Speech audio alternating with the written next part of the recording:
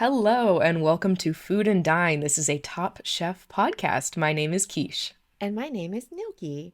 And today we'll be discussing Top Chef Season 21, Episode 6, Chaos Cuisine. And just to very briefly summarize what happened in the episode, in the Quickfire Challenge, they had to make a dairy-based dessert.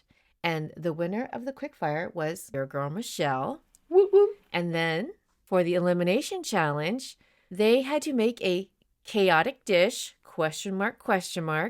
And the winner of the Elimination Challenge was Danny, the chef that was sent to Last Chance Kitchen. It's my girl, Rosica. It's so sad. Normally at this time, I would ask you what you thought of the episode. However, I will make an exception today, a little deviation, because there was a little, let's say, return from Last Chance Kitchen, a little unexpected return. Mm-hmm. However, I wanted to give the very new, shiny new chef testant a proper introduction, since he did not make our introductory podcast because we did not know that he was going to be a part of this season of Top Chef. We had no idea. So the newest, the 16th chef testant this season, his name is Chef, well, okay, they're all chefs. His name is Soo Ahn. First name chef. Exactly. He's currently of the Italian restaurant Alinea. In his CV, he has worked at many Michelin-starred restaurants, including one of the guest judges, Phillip Foss, is the chef of the restaurant Ideas in Chicago, which is a Michelin-star restaurant, and Ansu worked there. Ansu has also worked at the restaurant Band of Bohemia. And while he was working there, he earned them a Michelin star. He maintained their Michelin star. And then in 2022, he abruptly quit, citing a toxic workplace. This caused a reckoning in the industry, a much-needed reckoning, and also led to the owners of Band of Bohemia shuttering their doors and declaring bankruptcy. Oh, wow. I was very glad that I looked him up because I had no idea based on his performance in LCK, other than his great red pants, which you can only see if you watch. He'll probably wear them in the season, but he has some really good, excellent red pants. A fashion icon. Apparently, they used to be his golfing pants. Oh, okay. All right. Golfing, because he used to be a golfer. Another pivot. You know, a man of many talents. And I wanted to share this quote from him, since I know you're a fan of the quotations from these chef testants. I am. Yes. This is one from him. He said, "I want to get away from the norm and try to create something that's not toxic. Learning from my past chefs and my past experiences, I'm just trying to do better." Nice. Yeah. So that's the newest chef testant on this season of Top Chef. And now with that introduction out of the way, now we are ready for Quiche. What did you think of this episode? Yes. Well, obviously, so exciting to have returners from LCK. This episode, I can't keep saying it stressed me out, so I will have a new way of saying it. This episode put me through the proverbial pasta press. So it was, oh my gosh. The twists and turns, not to mention, so I'm a person who does love a concrete rubric. In school, I was one of those like by the book bullet points, like get it all done. Okay, we're gonna talk about it later, but Chaos Cuisine? We're gonna talk about it, yes. It was a very engaging episode. Okay. That being said, pasta press. On a level of culinary fear, pasta press. Yes. Seems really fairly high. It is. Yeah. And I can't even imagine what we're in store for the rest of the season, because we still have a good number of episodes left. So. Oh, yeah. Oh, gosh. When it gets down to the wire, I don't know how I'm going to cope. Right. Ooh. And who knows when that will be, because we just went from 10 to 12. But, here we are. That's true. That is true. So, I thought I would have a little bit. I'm going to step up to the counter. Okay. A little bit of a Top Chef baggage check. However, in keeping with the spirit of my promise, there is my now infamous episode 4, the right way Top Chef baggage check. So for all you all, want to go harder, want to go softer, gentler, this is not going to be that baggage check. This is going to be more like last week's. Light and breezy. There's going to be sprinklings throughout the episode. Light and breezy. So last week, you said that you stood behind your dish. And that reminded me of so many classic Top Chef one-liners, mantras, tropes that we often don't hear anymore because 21 seasons on, many chef contestants have watched the show and they do not want to be caught in the montage of saying some of these things. I love that. And so they just don't. But back in the olden days, you used to hear a lot of things a lot of the times. And one of them used to be standing behind your dish. And another one that came to mind as I was thinking of this episode was, it is what it is. This became a trope, a mantra, put it on your banner and fly it as your flag slogan for season 1 of Top Chef after the dishes they would put up. And they'd have to try and explain themselves to the judges. Oh, boy. And they would just, oh, gosh. After failing to successfully defend their dish, they would just retreat behind into it is what it is. Such good times. Oh, man. That sounds rough. It became so legendary that there actually used to be a supercut of it, and I tried to find it, but I couldn't find it. Oh. A supercut of the chefs just saying it is what it is. You know what? It is what it is. The ethersphere rewarded me for remembering this because I searched out it is what it is. And would you not know this? Someone wrote a thesis, a paper, an academic paper on the phrase, it is what it is. And they cited Top Chef. Wow. And they actually said, oh my goodness, that is where they learned the phrase, it is what it is. Wow. They learned it from Top Chef. Huh. And then apparently, according to this very well-researched academic paper, the phrase was coined way back in 1949 by a newspaper to describe that life in frontier-era Nebraska was indeed hard. Oh gosh. That's so specific. I mean, that's a good way to describe it, I guess. Yes. And that is what this episode is to me. And so the other part of my Top Chef baggage check, I found a way to rework to bring back the Souffle of Opinion. Ooh, yay. Okay. Yes. As I was texting with my friend and talking about this and looking up articles, and I made the comment to her, previous seasons, I never went to the ethersphere. I never asked it questions. Right. I never went to the great Lord Reddit and said, Lord Reddit, please tell me what is going on with season 21 of Top Chef. Never before. Oh. And I realized, there's my souffle of opinion. There you go. Yeah. I'm reading Buddha Lowe's thoughts. He was displeased with the judges. We'll talk about that later. Oh, okay. Reading Vulture's take is pretty much, it is what it is. It is what it is. And The Ringer, they're the Watch podcast, which I deeply respect. These are actual professional reviewers. Choice quote from their latest podcast about episode 6 is this season in crisis. Oh. I read that and I thought, oh boy. People may say I went hard in episode 4, but I did not say, is this season in crisis? Is this season in... Man. Jeez. And I'm going to close out this Top Chef baggage check. Okay. With this quote from Reddit, from the Souffle of Opinion.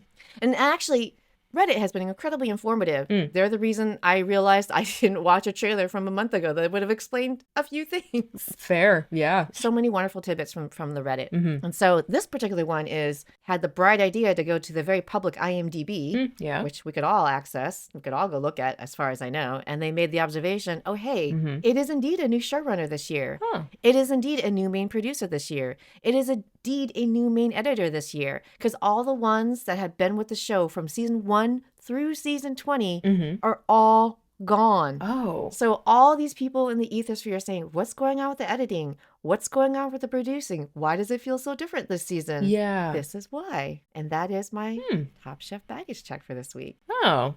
Well, thank you for that. I feel like you said, like, you had a hunch earlier that might be the case. Like, some of the team might have gone. Yeah.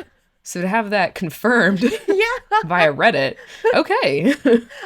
I was only joking when I said Padma took them, but apparently... She did. We don't know that, but...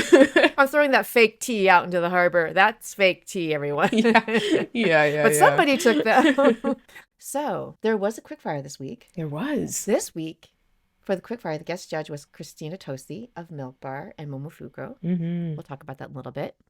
And their challenge was to make a dessert featuring dairy They could use dairy for either flavor or texture. And they had 45 minutes within to do it. And the winner got $7,500. The winning dish, her girl Michelle, coming through with a cake in Michelle! 45 minutes. Yes. We're going to talk about that too. She made a corn cake with mascarpone cheese, basil cream, and lemon zest. So, for the Quickfire, did you have any dish picks? Any dish picks for the Quickfire? You know? So when it was a lot of incredible looking desserts, but I was just like, I don't know. My sweet tooth was like, stop, you can't do this. You can't do this. But I want to hear if you have one. Fair.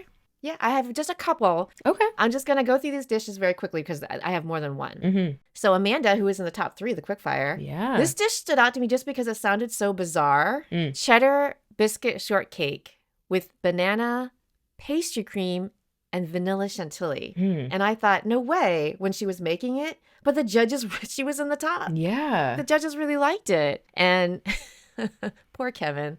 Then when they cut to him. I know. Oh, I know. Looking so heartbroken once again. It's like, I made a dessert. He's the pastry chef. It's his thing. So another dish in the Quickfire was Savannah's Floating Island. Very quickly, had you ever heard of one? Yes or no? No. Okay.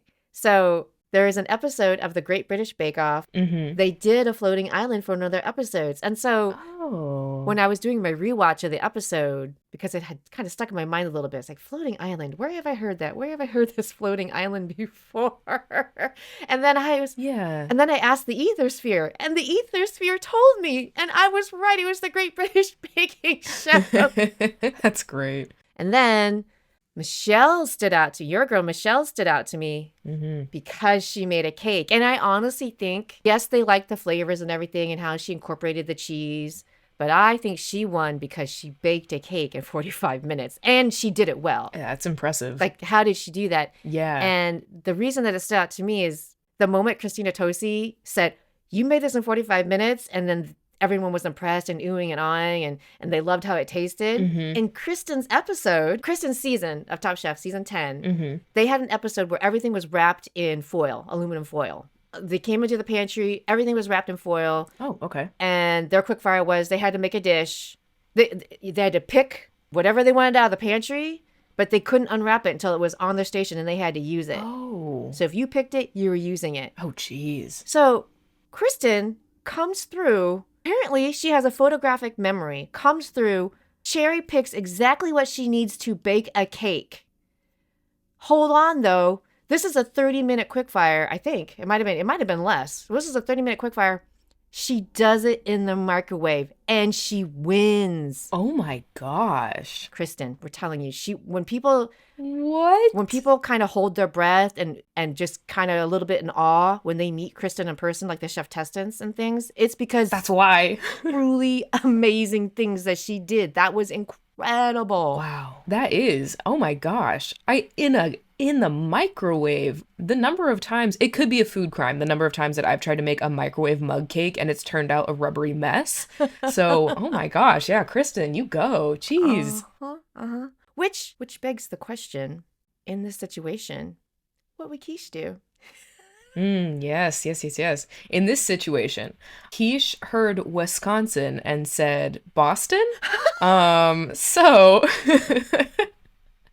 what I'm going for this week for my dairy-based dessert is a Boston cream donut. So that's the inspiration for it.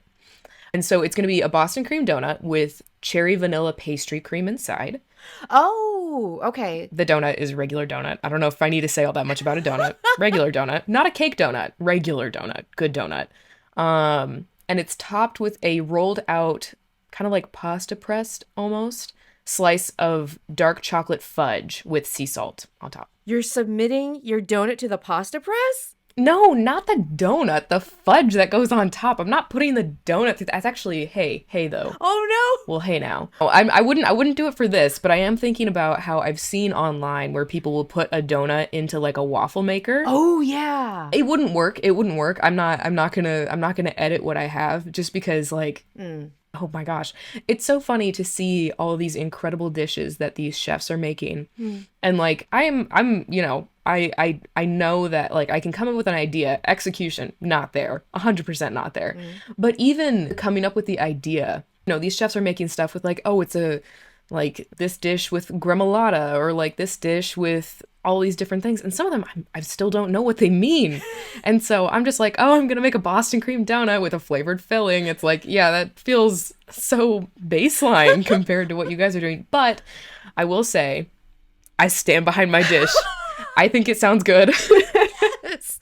Yes. I love it. I love it. How did you make this donut? How did I make it? In a fryer? How else do you make a donut? Okay, yeah. So like think if you're gonna like boil it down to like this is what it is. It's like a chocolate covered cherry inspired Boston cream donut. Oh, hold on now. Wait. Yeah. So if I'm gonna give you like the concept. I was about to say maybe lower mid, but this is feeling high mid. Stop it. My ego doesn't need this. I'm such a good cook. I haven't even made this. And I know you could execute this in, what did they give them? 45 minutes? Oh, yeah. In what, 45 minutes? It would take me 45 minutes to read the instructions on the fryer and be confident I'm not going to burn myself. Well, Quiche, I do have a very brief note of dank. Okay. Go for it. Very brief. More like fun little bit of chocolate. So Dan. Ooh, okay. Dan looking for the dark chocolate, asking, hey, dark chocolate, anybody? Hey. Asking the ethernet, where's the dark chocolate? Is this microphone on? Hey, dark chocolate. Yeah. He gives Laura the benefit of a doubt. Midwest nice. Yeah, true. I would try to remember I was on TV, but I just don't know. I need that chocolate. Like, give me the chocolate. And then if I may share, to close out my note of dank, just this quote from Reddit, which oh my goodness, I cannot believe I'm quoting Reddit. It's not the first time it's happened, even in this podcast at this point. I know. What's your cite your source? Reddit? It's Reddit. Yeah, obviously. Reliable. Yeah, totally. It's like 2 steps above Wikipedia, folks. Come on, it's Reddit. Yeah, oh, it is. I mean, high school teachers, they tell you can't cite Wikipedia, but they don't say anything about Reddit. Thank you. So obviously, you can do it. Thank you, Quiche. So this wonderful quote from the Reddit, the scholars at Reddit. It's been a long time, and I'm a little bit paraphrasing. It's been a long time since there's been a true villain edit on Top Chef. And then someone replied to this comment, and they said, after last week, I'm not mad about it. Last week, Laura villain edited herself. Ooh. Is he referring to the previous week where she like rifled through the cards and then soaked up all the budget? Yeah. Other people were piling on in the comments about the cheese spill, and Laura's just racking up She started so strong with that rice pudding. I still remember that. She did. Yeah, it's been years since we've gotten a good old-fashioned villain edit, and us, oh my gosh, us Top Chef veterans are salivating. We're getting a good old-fashioned villain edit. That's my note of dank. Quiche, I have some tidbits. Did you have some tidbits for the quickfire? I do have a couple tidbits. Ooh. You know how I like those quotes. Ooh. And this one, obviously, I was just so excited about the fact that we get 2 chefs back in the mix. So fun. And I love it how they're kind of like best friends. Yeah. I feel like I might be reading into it like too much, but they did go through LCK together. And they're the 2 that made it out. And so seeing them kind of like working together, like, the little exchanges that they have, it's so sweet. It's so wholesome. And it makes me so happy. Like, yeah, they're competitors, but they both just went through this like extra level. Yeah. To come back. Yeah. Or to come to the first time to Top Chef. So like, it's just so sweet. I love that so much. And I have a little quote. They went through the pasta press together. They did. They went through that pasta press. You know what? And they came out the other side. Perfect pasta. Perfect pasta. And ready to hop back into the boiling water that is Top Chef. When Soo first got onto the Top Chef, into the Top Chef culinary universe, he said, and I quote, "Dude, Kristen Kish said my name. I can die happy now." Oh! And I was like, this guy is fun, right? But also gets it. Yes. Yeah. How about you? I want to hear yours. I have, well, These might be more meta level tidbits for the Quickfire. Okay. So peanut butter has been featuring heavily in our conversations as of late. And so literally every time they said peanut butter in the episode. So I just want to call out the peanut butter references just because I believe peanut butter is going to come up more in this episode, whether we like it or not. I think you're right. I think it will. Sue making the PB&J, the brioche puree, brioche shards, peanut brittle, and pasilla pepper blueberry jam. I actually would probably try that because unlike you, I like peanut butter and jelly. But also, I thought, oh, peanut butter. Oh, okay. And then the other peanut butter dish. Dan the man in the bottom of the Quickfire with his vegan chocolate pudding, which I have to admit, I don't know. I just don't know. But they also described it as peanut butter. So I just wanted to give that shout out to the peanut butter. Yeah. Yes. And also just a very quick correction from what I said last week about foie gras being like peanut butter and jelly. I should have more specifically said foie gras is like the peanut butter in a PB&J. Oh, okay. Okay, yeah, so I still like peanut butter sandwiches. That was like a staple of my childhood, just without the jelly. It's one less step, it's a little bit easier. So I still don't know if I would try. I still don't know if I would try, because what it was? It was liver, right? Yes, it is still liver. It is still innards. We'll circle back to that. I have a comment about liver that we'll get to at the end of the episode, so stick around. Ooh, that's what we call a tease. To quote another podcast I love, The Wire. Yeah. And then the other meta level tidbit for the Quickfire is the chef, Christina Tosi. So she's of Milk Bar fame. And I remember last week you had mentioned you had eaten at Momofuku. Yes. So cool. And I didn't know this until I looked it up. I kind of vaguely knew she got her start with Momofuku, but I wasn't quite sure how. She wasn't even their chef. Oh. She was more like an engineer. She's incredibly smart. Okay. She developed like this special kitchen plan that you had to have. Like, we're talking science, there's engineering involved. So when I say kitchen plan, I'm not talking about floor plan or anything like that, like engineering plans and things like that. Wow. Another Michelin star chef recommended her to the Momofuku group. And so she came in, she wrote their engineering kitchen plan for them. And then they just kept her around to be like a liaison to the health department, because this is like a health department requirement. And she was bringing in her homemade treats to the staff. Oh. And eventually they were like, you need to go start your own business because these desserts... Chef, start that business. are incredible. And we'll maybe get into this more in the elimination challenge. But one of the most famous desserts, and there's many from Milk Bar, but probably the most famous, because this is what's kind of launched her into the stratosphere, is cereal milk soft serve. So the flavor of sugary, fruity cereals, right? Sugar milk, right? Right. Candy colored sugar milk. After you eat your Fruit Loops, after you eat your Cap'n Crunch. Yeah. Crunch berries, that's the one. Cinnamon Toast Crunch would be where I go with it. And that's what she developed. And that at the time was revolutionary. No one ever even thought to turn those flavors into composed desserts. No. Yeah. That to me, in my mind, when I was looking all this stuff up, that sounded like to me like chaos cuisine. Turning your cereal milk into dessert. It kind of does. That brings us to the elimination challenge, which we're going to talk about. We're going to talk about this.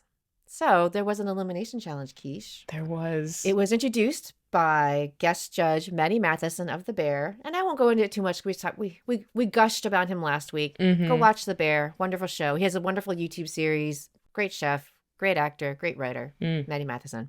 He introduces the challenge, and the word salad comes out of his mouth. I'm not quite sure what any of it means. The chef testants don't know what it means. Right. Kristen didn't know what it meant. Right.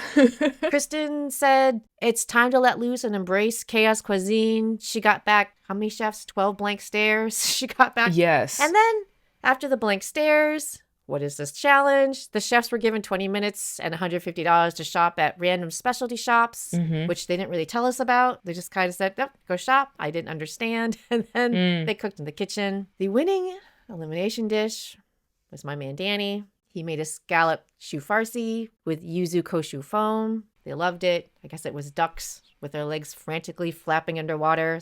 Yeah, I loved that description. We're going to talk about it. We'll get to it. Team run 21 round club has already been torn asunder. So sad. Just having formed. Because my girl Rossica got sent to Last Chance Kitchen. Yeah. With her slug-like, her slimy, her flavor list. Oh gosh, they really pulled no punches. Crab and eggplant with mushroom conserva, duca, and garlic tahini. Apparently there was nothing good about this dish. That was the dish that got sent to Last Chance Kitchen. Quiche, what is your elimination dish pick? If you have any. Do you have any? My elimination dish pick. I mean, I gotta say, I did love the presentation of Soo's dish. I'm not a big shrimp person, but I think the way he pivoted and went with the salsa roja and the salsa verde, I like it how he was met with a challenge and just dealt with it. Yeah. And it ended up looking really nice. So he's my pick. I like him. Very nice. Very nice. How about you? You got one? I did, but I'm going to keep it short because it was Dan's funnel cake delight. Yes. Of 1,001 ingredients on top of a sweet savory. I would try this. Yeah. And apparently every restaurant in America is going to have one. So thank goodness. Yeah. thank very goodness. But the reason I'm going to shortcut it is because Dan the Man belongs to High Speed Dining's team. So therefore, I'll reserve not steal High Speed Dining's Dan the Man thunder. That would have been my dish pick. That being said, I understand that you potentially had a note of dank. Yes. So, as I said, as someone who was very particular about grades in school, and, you know, if there's a rubric, I'm following it to the T. Chaos cuisine. What the heck? So, it's do whatever you feel, dream the biggest dream. The rule is there's no rules. And Matty very helpfully said, it's like staring into the sun. Sorry, what does that mean? I need to go see my optometrist after I cook? Well, what does that mean? It was so mind-boggling. I love the concept of it. I love the idea of it. It's fusion, it's confusing, it's chaotic, all these different things. Like, it's a new frontier in cooking, which is great. Like, that's wonderful to come up with new combinations and new takes on things. But I was so sad when him and Tom were going around and they were being so critical of all these different things these chefs were making. And I'm thinking, did you not just tell them to do whatever they wanted?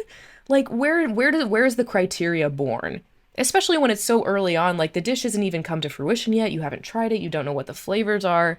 And they're immediately like, I don't know about that. I don't know about this. But it's dream the biggest dream. That's what they were trying to do, you know? Like, those chefs were actively trying to figure out this new concept. And that's a hard thing to do, especially in such a limited amount of time and with limited resources at that as well. Yeah. I watched Dish with Kish, as you know, as it's become the bright spot in this season for me. Yeah. I just on a meta level, clearly Dish with Kish was filmed after the season wrapped because there's no way they're having all these guests fly out to right. Yeah. Wisconsin, and they're not making Kristen stay up an additional 18 hours after she's already filmed 18 hours on a day. So clearly these were filmed after the season wrapped. And so, yeah, you know, that's when the web series is being filmed. Who knows when it was filmed, but clearly not while the season was filming. So whenever it was filmed, whether it was weeks later, months later, whenever. And so for this episode, she had on Marcel Vigneron and to explain Chaos Cuisine. Okay. And Kristen Kish, the host of Top Chef, one of the permanent judges now. Remember, she's not just the host, she's a permanent judge. Right. Still did not know what Chaos Cuisine was. Dang. They just gave those chefs the impossible challenge, didn't they? And it's only episode 6. But here's the question. How long does it get to be a chaos cuisine dish until it is brought into the mainstream and is no longer chaotic enough to be categorized as chaos cuisine? Good question. Because, you know, same thing with social trends. Things that are counterculture are eventually brought into pop culture, and there's that constant cycle. So I feel like there would be the same cycle with chaos cooking, like chaos cuisine. Yeah, 20 years from now, it'll be blasé cuisine. Oh, that's so 20 years ago. Yeah. You know what it is? It just sounds like Matty Matheson just wanted them to commit just one long series of food crimes. Yeah, he was like, I want to see crimes today. I want to see food crimes, but technically executed well is what I'm looking for. I want a well-executed food crime. But that does bring me to a food crime of my own. I thought this might fit in well with chaos cuisine, because truly, I've never heard anyone do this before. I don't know if anyone would ever want to do this before. Okay, so you're going to get into the witness stand here? Into the witness stand? Yeah. I am. I kind of do think I might be onto something, but it needs more experimentation Ooh. and application. So, this happened, as I've mentioned, the dark years of my like college experience, those freshman year of college. The sophomore year of my college experience, I had a kitchen. Oh. And so this was a time of clinging to those recipes my mother gave me, as well as experimentation Ooh. and figuring out new things. Oh. So I had some good ones, you know, I followed some good recipes. I made colcannon very often, which is an Irish dish. It's cabbage and mashed potatoes. But the food that I'm going to talk about today, so I had pasta, right? Just like regular spaghetti pasta. And I boiled the water, and then I thought to myself, this is how you make tea. And so I grabbed an Irish breakfast tea bag and I steeped that tea bag in the water. Yes. And I made tea, and then I put the pasta in there and I made Irish breakfast tea flavored pasta. What? Yeah. That's the exact response I would expect. The very confused, what? As I sit here in judgment of you, Yes. the Food Crimes Food Court, I must say, initially, my initial reaction was one of horror. Culinary abject horror. What is this? Culinary terror. That makes sense, yeah. And I am the one who reuses ramen broth 3 times. Still love that. He's sitting over here throwing broth at you as if I'm any better. But then I suddenly remembered. I remembered a time on Top Chef when a chef tested. It was Charleston, and it was Sheldon. Chef tested Sheldon, one of a fan fave, and he had been on a previous season. He had Kristen season 10. He returned for Charleston. Okay. He was one of the veterans on that season, which is why that season was lopsided. And in one of the episodes, he made a rice dish, and he used tea. Okay. He used leftover tea. Okay, so I'm not all that out there. If a top chef has done it, like... So, honestly, this is feeling like just a parole and time served situation to me. Oh, sweet. Okay. Yeah. Okay, thank you. Banging the gavel. Time served. Nice. You can thank Sheldon, Top Chef fan favorite. Yeah, thank you, Sheldon. You're really bailing me out here. Wow. What a dramatic turn of events in this case. Dramatic. I know. That went a lot better than I expected. I'm ecstatic. That's great. Not so bad. And that brings us to the immunity check for this week. Mm-hmm. So the standing question being, did having immunity have impact? And before we answer the question, just a very brief state of the immunity board. Dan the Man had immunity last week for his chicken liver mousse. The top 3 last week, I had to go look this up because I tried to remember. I said, okay, sit here. Can you remember who was in the top without looking it up? 1,000, 2, 1,000. No. No matter how many seconds I will not remember. I had to go look. So it was the purple team, and the top 3 was Dan the Man, Savannah, and Michelle. I forgot. Right. Completely forgot. Yeah. So that was for the supper club. And then Danny wins immunity for next week with a scallop choux farci dish. And so the question is, immunity, impact. Your thoughts, Quiche? I think this time, I don't think it did much, right? No, not really. No.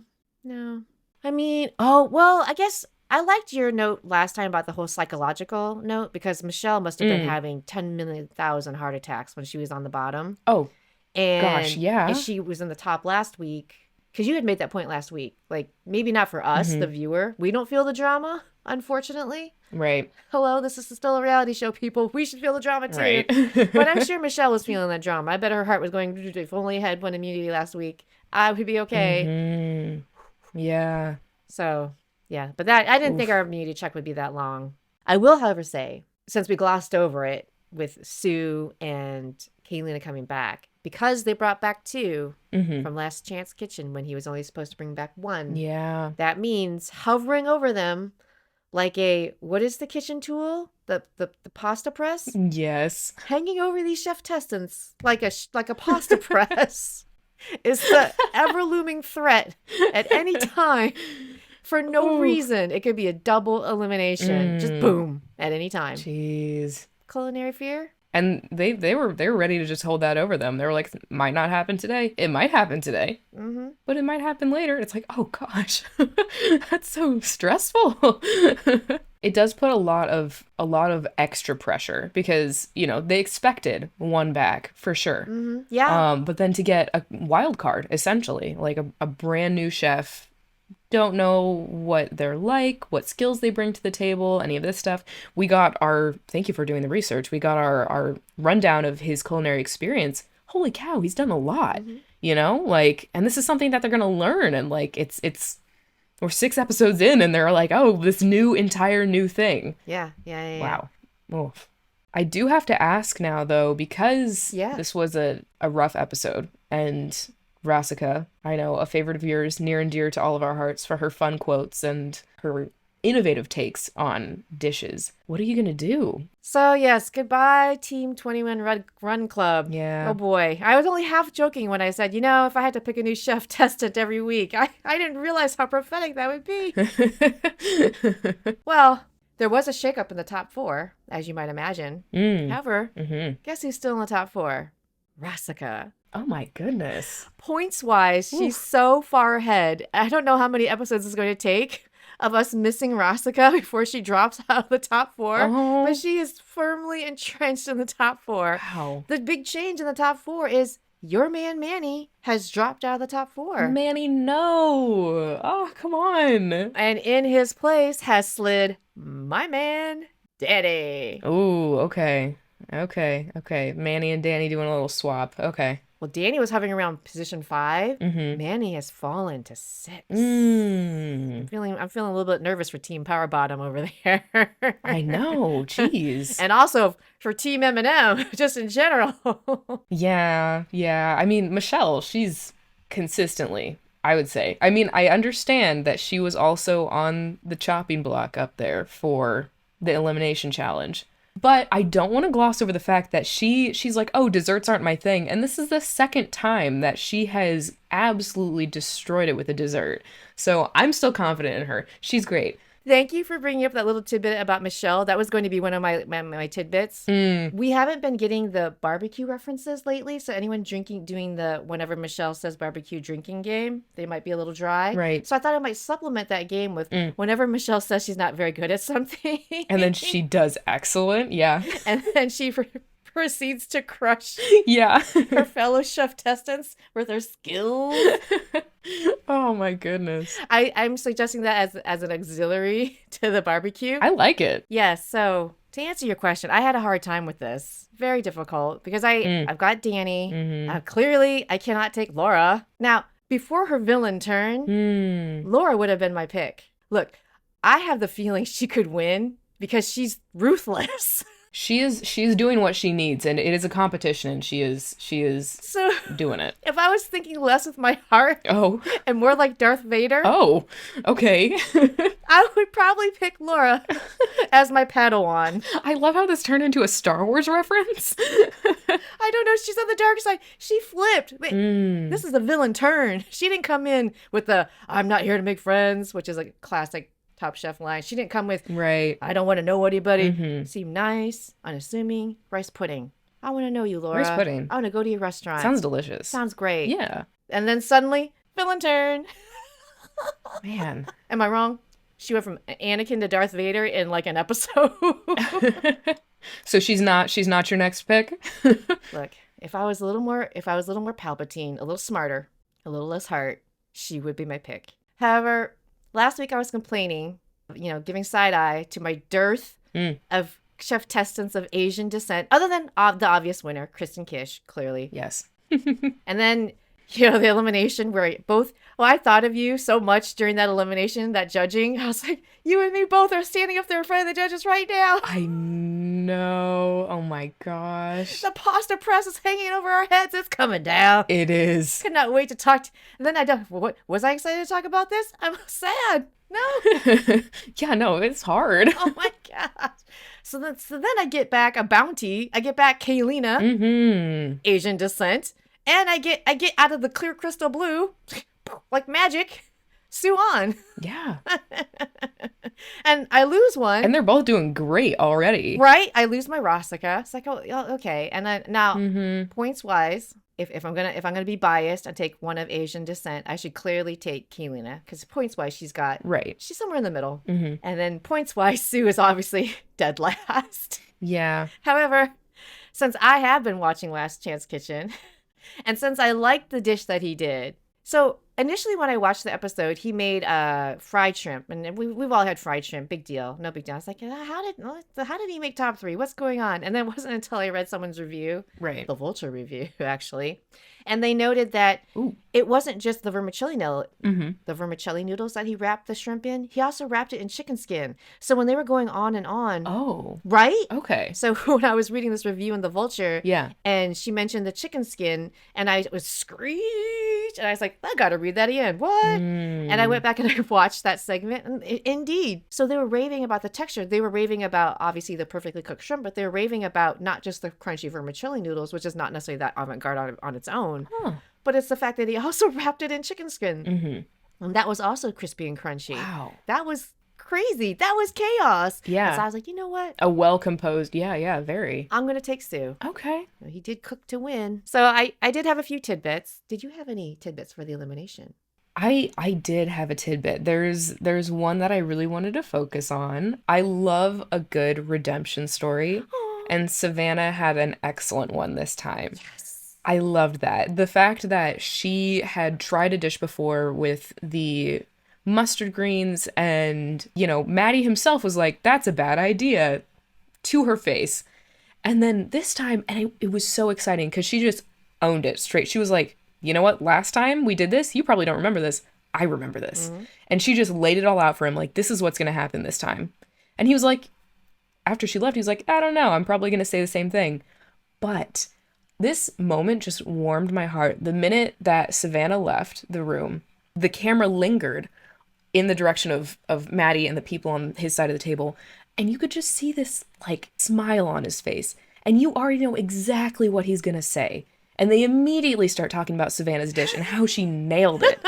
And that was wonderful. It was so, so exciting. Because, he's like, oh, yeah, I'm probably going to say the same thing. It ends up being something that he's like, this works. This is nice. It's lovely. It's great. And I loved that so much. I was so happy for her. And when she was getting that feedback at the end and she was tearing up, I was like, yes, Team Savannah. Yes. Earlier in the season, you had said Danny might be a sleeper, and you were right. Savannah might be a sleeper as well. Yeah. And actually, I love that tidbit because that was one of mine, so I'm glad you brought it up. Yeah. I brought it up in the context of kind of the same, where this is something she's been thinking about for 10 years. Hey, maybe other things too. She's lived life, but she's been thinking about this. Oh yeah, she's got a life outside of the mustard greens incident. And it reminded me of Top Chef All-Stars New York season 8. The very first episode was History Never Repeats. And so All-Stars is where they brought back fan favorites, people who got really close to the end but didn't win it all. Yeah. Very familiar faces. I can't remember how many quite a few, 16, 17 chef testants. And their very first challenge that they gave them on coming back to the Top Chef kitchen was this line of waiters comes in. They're all carrying cloches with the covers on, right? And then each chef tested, each returning all-star got a cloche put in front of them. And then Padma says, lift your cloches. And they all lift their cloches, and then you just see their faces just all fall, and they're just like, oh gosh, they're gasping. There's just dramatic music. What is it? And it cuts to them all going, oh my God, I can't. And then just sound clips of them going, I can't believe this. What a nightmare. Like you can just feel the pasta press hanging over all these chef testants. And then Padma cuts to Padma, and she goes, ooh, okay. That's right. These are the ingredients that sent you packing. These are the reasons you did not win Top Chef. Oh my gosh. Now you must take these same ingredients that sent you home, and now you must make them great. Oh, jeez. Okay, psychological. Oh my gosh. So I immediately thought of that episode because I thought to myself, Savannah has been living, because that was 10 years ago. So that's before The Bear. He was already an accomplished chef. So it's not like he was nobody before he went on The Bear. Right. I mean, clearly he's gone on to great acclaim. So you can imagine your one memory, which they don't remember, but you remember it. And now he's more famous than all get out, like so incredibly famous. Again, he's forgotten, but you have not forgotten how embarrassed you felt. And now you have an opportunity to redeem yourself. Amazing. I loved it. Yes. So the great tidbit. Well, it's just about time that we get into snack time with High Speed Dining. So we will welcome him back to the podcast right now. Ooh. We'd like to welcome you to another installation of Snack Time with High Speed Dining. Hey, how's it going? I'm eating pickles and peanut butter. I'm doing my homework assignment. Oh, right now. Okay. Well, all right. I did it before, but I want to make sure Yeah. I'm doing my homework assignment. Okay, that's good. I was going to say that's down to the wire, but okay, since you already have opinions on it and you're eating it again now, how is it? Pickles and peanut butter. What's the take? I'll get my chewing done here, but I loved it, to be honest with you. Yeah? Pickles and peanut butter. The peanut butter was creamy and not really salty or anything, and it countered the salty acid like pickle. So it was a really nice combination. And I enjoyed doing that, tasting so much.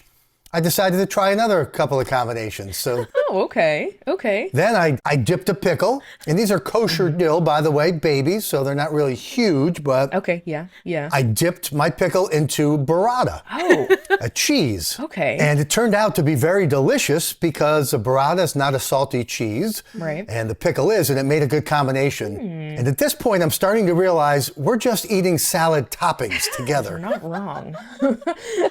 And it worked really well. But then I took it one step further and I took some hot sauce and I poured hot sauce on my pickle. Okay. That didn't work so well because the hot sauce sort of accented and made it saltier. It was a weird combination. Okay. But that wouldn't be like a salad topping anyway. So yeah, that's as far as I took my pickle tastings. Well, you got extra credit. Thank you for doing so.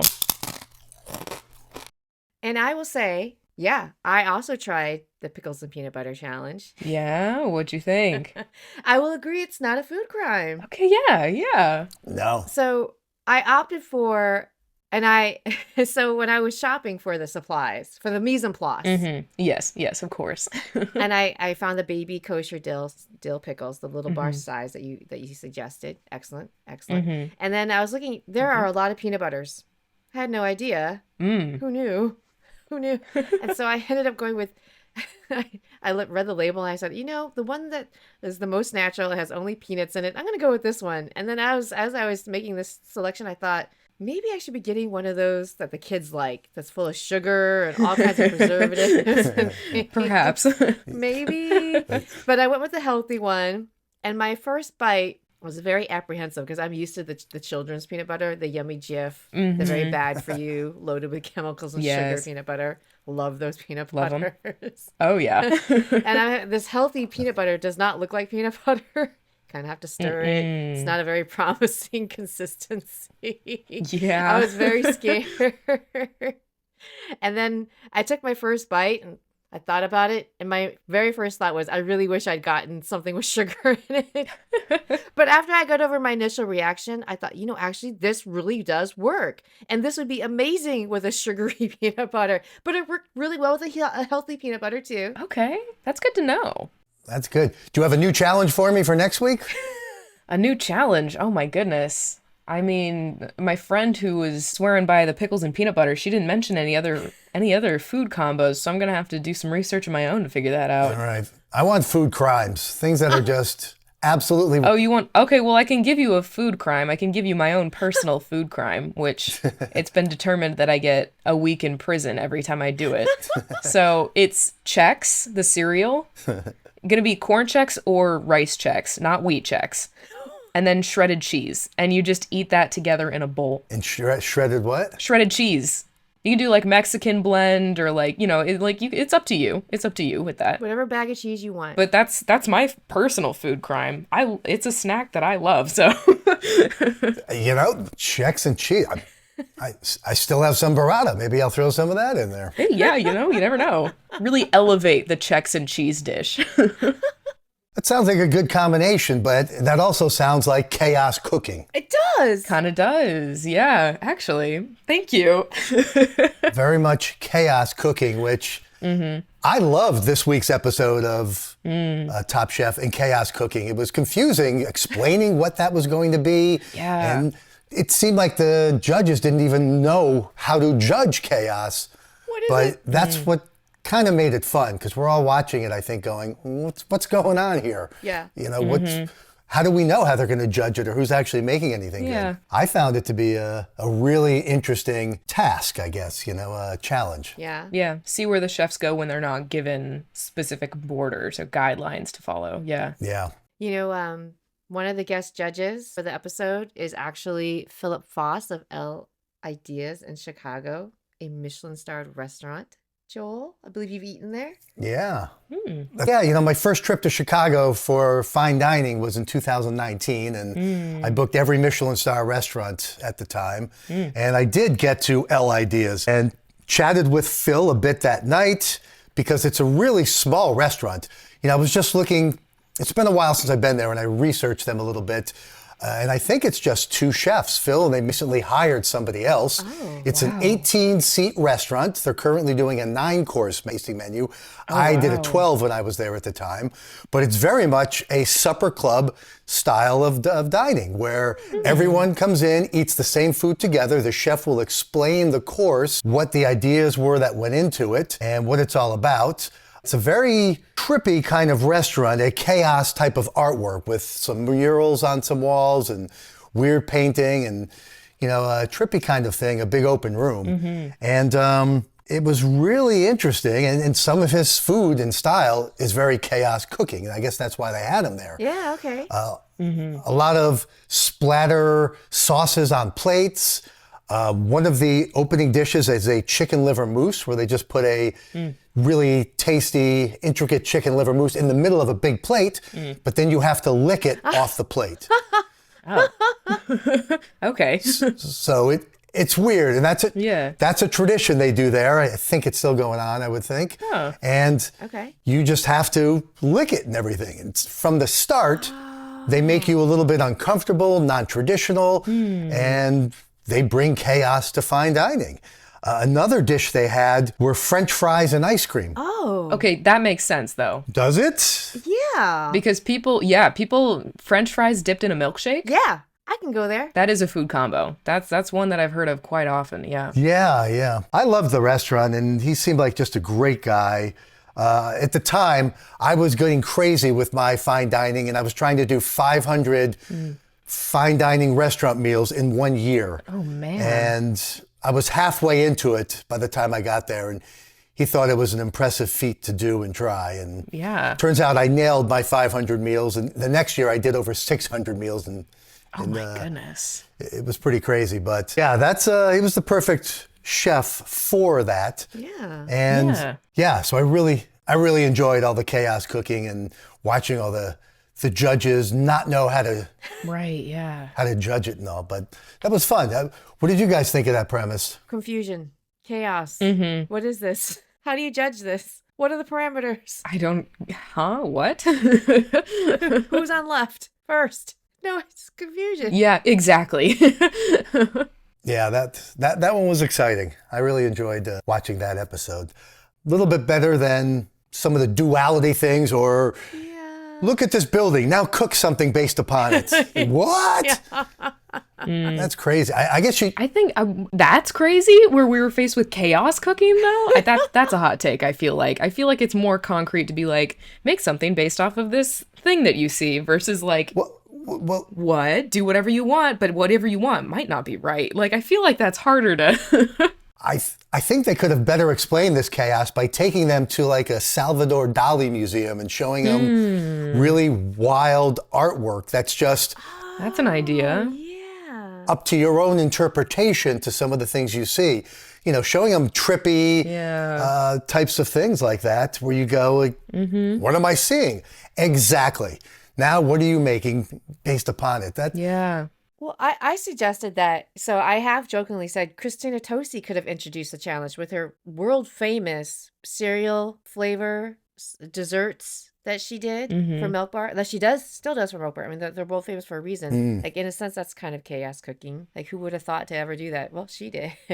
Yeah. First one. If I think about it, Phillip Foss would have been an excellent person to introduce the challenge. I was reading he has dishes that incorporate Twix and things like that. Sounds just wild. Yeah. The way Matty described it was so vague. Like, why not just say, hey, this is the chef from El Ideas, Michelin star awarded chef, and these are some of the dishes that he's been making over the years. This is Chaos Cooking. Here's Christina Tosi. Chaos. You know, he was basing some of his dishes based on things he ate as a child. Yeah. You know, he had a dessert that was based off of, like you said, eating Twix or a certain type of candy bar. A Take 5, I think, is the one I had back in the day. And they make their own twist and interpretation for, you know, a plate or a dessert. So I guess Soo, Yeah, the new guy. the new guy, he used to work at El Ideas. Is that the case? Yep, he did. His dish would have fit right in as an El Idea dish. So I think whether he stumbled upon that or not, you could see that he had done that type of cooking in the past. Right. I found that really interesting. I'm like, Yeah, okay. That makes sense. yeah, I really like that. And I also, you know, I guess I picked the right guy early on following Dan because I really loved what he did with the funnel cake and the whole refrigerator thrown on top. It was really an interesting dish. And I love the fact that he took a dessert and turned it to something savory, which nobody else had that mindset to do. So that was truly a great chaos conquering when it comes to the kitchen. It was wild, and they all loved it. They were just like, this is going to be on every menu across the country. I'm here for it. It sounds really interesting. Yeah, very high praise. You know, with the Quickfire, when it came to making a dairy-based dessert, I said, oh, I can make something here. Because everyone made something pretty intricate and detailed. I'm going, you know what I would have made? Chocolate milk. There's your dairy-based dessert, chocolate milk, but something really special. Oh my goodness. Really wild and very fine dining-ish. But that's as far as my brain could go when it came to cooking based on ingredients. How are you making your chocolate milk fine dining? How are you elevating your chocolate milk? Good question. Good question. It's probably how you plate it. It certainly wouldn't just be, here's your cup or a mug. Okay.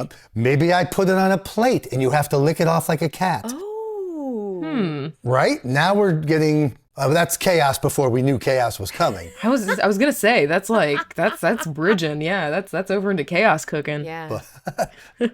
Ooh, the Alinea dessert would be an excellent example of chaos, right? That's chaos personified. I mean, that Alinea has a dessert called, and that's another fine dining restaurant in Chicago. It's got 3 Michelin star. Wow. It's been voted the best restaurant in the world before. And they take a dessert. In the end, it's called paint, and they will take all the ingredients of a sundae. They put down a silicone topping, like a paper for the table, so it's clean, and they will put all the ingredients on the table in an art and like a beautiful painting like of style. Wow. And so the whole dessert, a sundae, gets made on the table, and it just looks like a painting. Oh, that's fascinating. You know, and the final ingredient will be ice cream, and they smash it down, and since it's frozen, it explodes, and you know, there's all sorts of toppings and different colors, and usually it's built around a galaxy or some sort of interstellar type of thing. Lots of swirls and circles, and it's pretty wild. And that's a dessert. When I produced my video of it, it went viral. It's just so wacky and weird. And I was lucky enough to be the last person at the restaurant that night.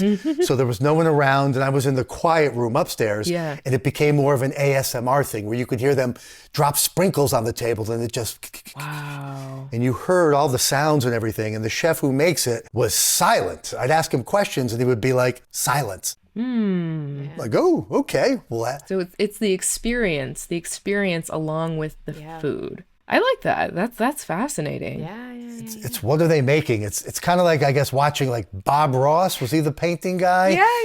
Happy Little Trees. Yeah, Bob Ross. And it's like, what's he gonna make out of this? And you just sit back and relax and watch it happen and unfold. And and then you start eating things off the table with a spoon. You could lick it, but as one does, yes. Well, High Speed Dining, your man Dan the Man is still in the top 4. He's been in the top 4 all season. and that's great.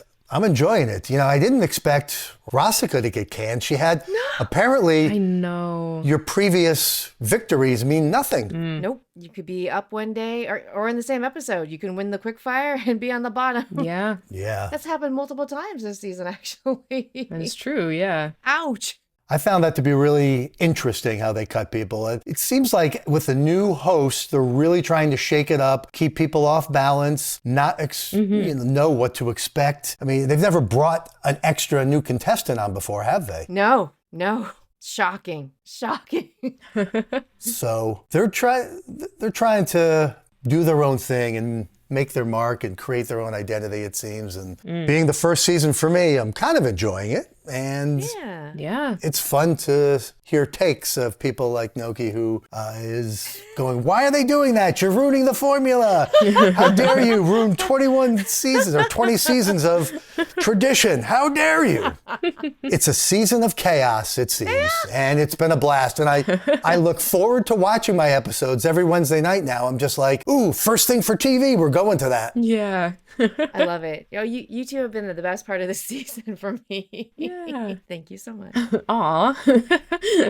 Very cool. It's been a lot of fun. I'm going to get back to eating now. I'm going to eat my pickle and my crackers together. Oh, okay. Let's see how this combination works. All right. It's messy. That's what I can tell you.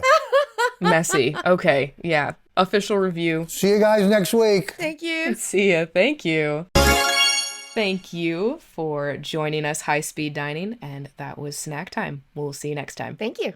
Well, I think we've come out of the other side of the proverbial pasta press well in this episode. Just to circle right on back to the opening. It was sad. It was tragic, but it's also full of excitement that we get two chefs back. Unfortunately, we did lose Rossica. Prayers being said over here. So, next week on, it's going to be a sausage race. It looks like a lot of fun. They're going to a baseball stadium. Looked fun. They had the mascots running around. I don't really have any idea, but I did. I was pausing on the trailer to see if I could see, and I looked up on the IMDb. Brittany Snow is going to be there next week. Ah. So it looks like a lot of fun. Excited about that one. It definitely does. Yeah. And then. All right. So we are on to tasty morsels. Any last bits of things from the week?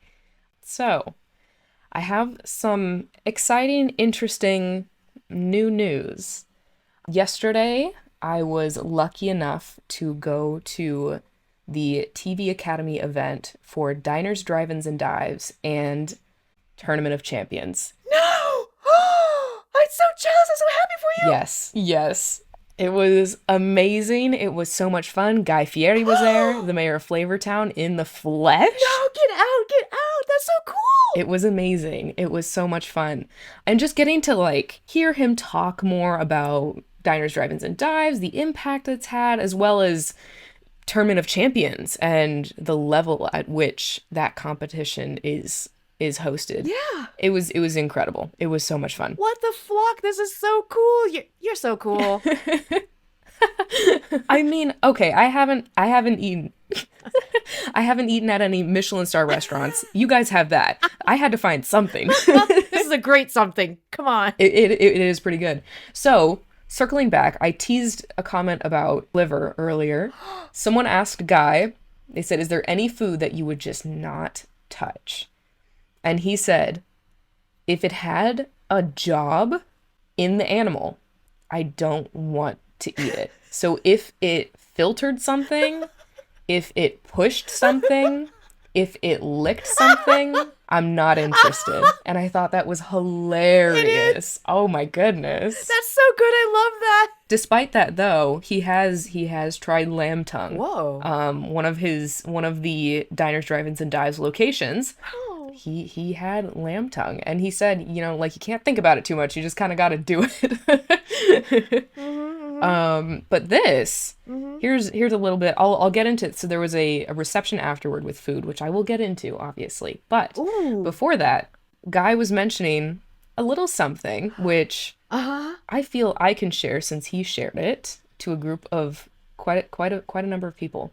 He hinted that there may or may not be, there definitely is, a script about how Guy Fieri came to be the culinary icon that he is now. Oh, that's so cool. Written and greenlit. What?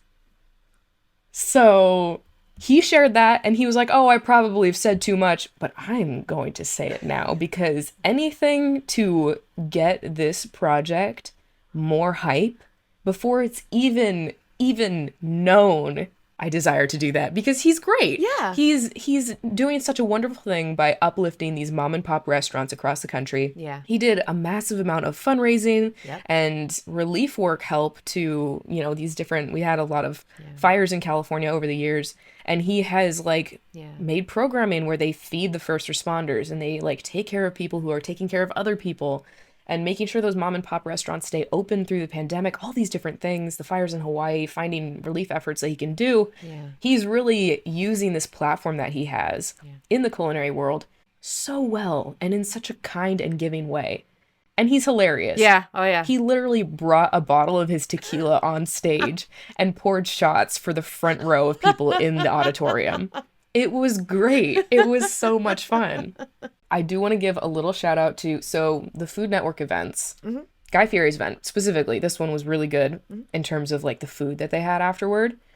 They had so many different things. There was a Southwest salad. There was a mac and cheese. There were meatloaf cupcakes that were topped with it was mashed potato frosting kind of thing. It was mashed potatoes in the shape of frosting. Yum! Really well seasoned, not dry. It was juicy. It was good. This was one of my favorites. It was tri-tip grilled cheese. Ooh. Yum. So good. Yum. I had maybe too many of those. That was excellent. He has his line of sauces for chicken, so you could try those. Yeah. He has, as I mentioned, his brand of tequila. And you can go up to one of the little stations and they have the 3 different tequila options. And then they have little chasers for those shots. So one of them is a pimento cheese ball for a chaser. One of them is a banana bread thing for a chaser. One of them is a mini, tiny amuse-bouche salad. And it was a wonderful experience. It was so, so cool. I got to stand next to him and take a picture with him. And I was just standing there thankfully, this is a podcast, so I don't have to own up to the awkwardness that I, assumed in my stance while standing next to the mayor of FlavorTown. My hands were, pinned against my legs, and I was just, standing there a healthy ruler's worth of space away from him, just staring at the camera, smiling, and being oh my gosh, this is the best moment of my life. So that's my tasty morsel for this week. That is a delicious. You were right. That's a feast, a buffet, that Le Grand Buffet. Yeah, that's a fantastic morsel. Yummy. That's so good. Yeah, so fantastic. All right. So that does bring us to the end of the episode. We'd like to thank you for listening along with us and enjoying this season of Top Chef with us. If you'd like to find us on social media, you can look up Food and Dine or Food and Dine Podcast. You can listen to us wherever you listen to your podcasts. We drop every Sunday after Top Chef airs, and we look forward to having you next time. Welcome to the table. Let's eat.